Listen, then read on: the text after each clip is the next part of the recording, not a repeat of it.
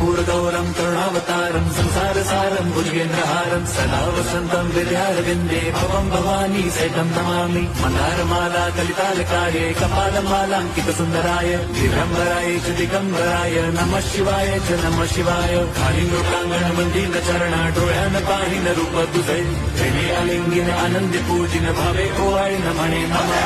त्वमेव माता पिता त्वमेव बन्धुश्च सखा त्वमेव विद्याधरणं त्वमेव सर्वं मम देवदेव। कायेन वाचा मनसेन्द्रियैर्वा बुद्ध्यात्मना वा प्रकृति स्वभावात् करोमि यद्यत् सकलं परस्मै नारायणायेति समर्पयामि। अच्युतं केशवं राम नारायणं कृष्णदामोदरं वासुदेवं हरिं श्रीधरं माधवं गोपिका वल्लभं जानकीनायकं रामचन्द्रं भजे।